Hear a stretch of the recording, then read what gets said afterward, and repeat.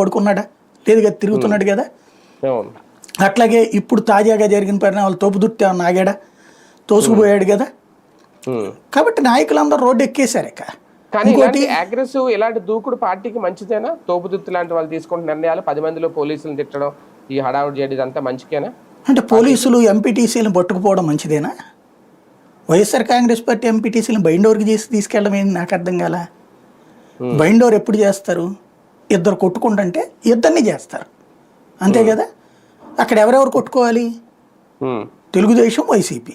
అప్పుడు ఇద్దరిని తేవాలిగా. వైసీపీ వాళ్ళు ఎందుకు తెచ్చారు? అది కూడా ఎన్నిక జరుగుతుండగా ఎవడన్నా బైండోర్కి తీసుకొస్తారా? మరి అప్పుడు ఏం చేయాలి? చేతులు కట్టుకుని కూర్చుని, అయ్యా మీరు దేవుళ్ళు, అయ్యా మీరు దయతలిచి అవకాశం ఇస్తే లోపు మండల పరిషత్ ఎన్నికలు అయిపోతాయి, మా వాళ్ళని వదలండి అని చెప్పి కాళ్ళు పెట్టుకోవాలా? నిలదీయక ఏం చేయాలా? అక్కడ అతను కరెక్ట్గానే పాటించాడు, కొట్టలేదు తిట్టలేదు కదా. తిట్టాడు, బూతులు తిట్టాడు, నో డౌట్, కరెక్ట్. వీళ్ళు చేసింది అదే తప్పు కదా. చట్ట ప్రకారం అయితే కనుక దాని మీద కోర్టులో ప్రైవేట్ కేసులు వేస్తే చాలా ఇష్యూ అవుతుంది.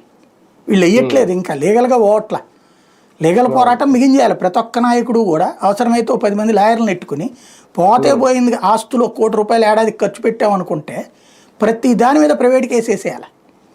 వేసేస్తే అప్పుడు కంగారు వస్తుంది అవతల వాళ్ళకి. ఇప్పుడు లేకపోతే కార్పొరేటర్లను తీసుకెళ్తున్నటువంటి బస్సుని